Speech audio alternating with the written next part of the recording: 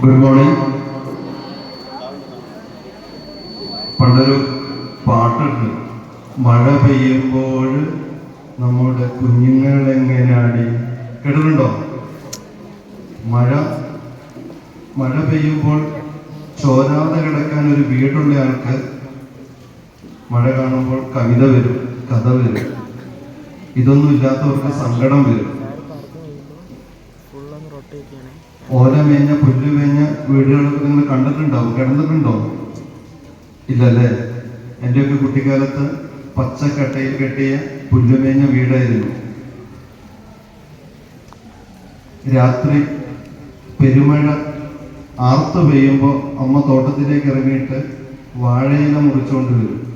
എന്നെയും എൻ്റെ കുഞ്ഞേച്ചിയെയും അടുത്ത് കിടത്തിയിട്ട് വാഴയില അമ്മ ഇങ്ങനെ മുകളിൽ കുട പോലെ വെക്കും. അങ്ങനെ ഒരു രാത്രി അധികം പെയ്ത മഴയിൽ വീടിൻ്റെ ഭിത്തി നനഞ്ഞു കുതിർന്ന് മറഞ്ഞു വീണു. ഏതോ ഒരു അദൃശ്യ ശക്തിയുടെ കരുതൽ ഞങ്ങളുടെ ശരീരത്തേക്ക് വീണില്ല, പുറംഭാഗത്തേക്ക് വീണു. ഞങ്ങൾ രക്ഷപ്പെട്ടു. ജൂലൈ മാസം ആകുന്ന സമയത്ത് ഒരു പേടിയാണ്.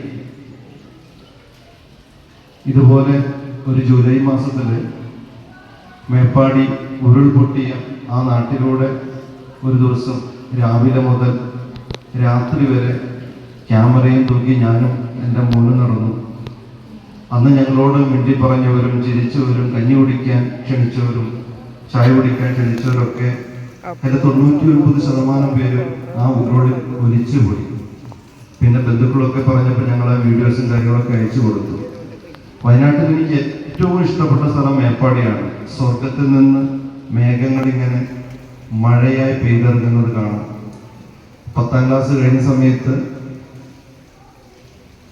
അടുത്ത എന്തെങ്കിലും ഒന്ന് ചെയ്യാൻ ഒരു രൂപ കയ്യിലില്ലാത്ത സമയത്ത് ഈ ഉരുൾപൊട്ടിയതിൻ്റെ അടുത്തുള്ള ചൂരൽമലയുള്ള പോത്തൻ വക്കീലിൻ്റെ എസ്റ്റേറ്റിൽ ഞാൻ സൂപ്പർവൈസറായി പോയി. ട്രൗസറാ തരിക, കാരണം അട്ട കയറും കാലിലൂടെ. അന്ന് മുതലുള്ളൊരു ഇഷ്ടമാണ് മേപ്പാടിയോട്.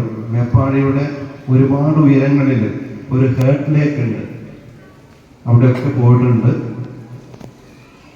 ഇതുപോലൊരു ജൂലൈ മാസത്തിലാണ് അവിടെ ഉരുൾപൊട്ടിയത്.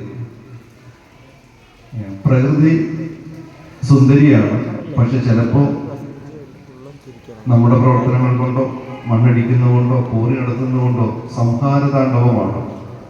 ആ സമയത്ത് നമുക്ക് ചേർത്ത് പിടിച്ചാൽ നിൽക്കില്ല.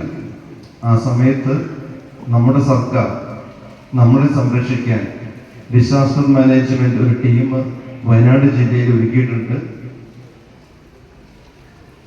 കേരളത്തിന് അകത്തും പുറത്തുനിന്നുമുള്ള മിടുക്കരായ ഓഫീസേഴ്സാണ് ആ ടീമിലുള്ളത്.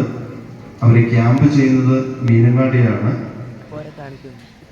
അപ്പോൾ ഡിസാസ്റ്റർ മാനേജ്മെന്റിനെ കുറിച്ചും ഇത്തരം സാഹചര്യങ്ങളിൽ എങ്ങനെ അലേർട്ടായിരിക്കണമെന്നും എന്ത് ചെയ്യണമെന്നും അത്തരം രക്ഷാപ്രവർത്തനങ്ങളെ കുറിച്ചൊക്കെ നമുക്ക് പറഞ്ഞു തരാൻ വേണ്ടിയിട്ടാണ് ഈ ടീം ഇവിടെ വന്നിരിക്കുന്നത്.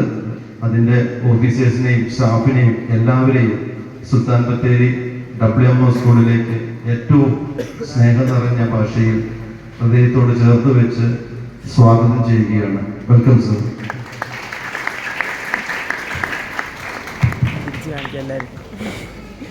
Good morning, Jai to all. First of all, thank you to school principals, teachers and my dear friend for warm welcoming. And it's such an honor for my team to conduct a school safety program in your school. Today we will learn what we can do when any disaster happens. In 2024, you see a major disaster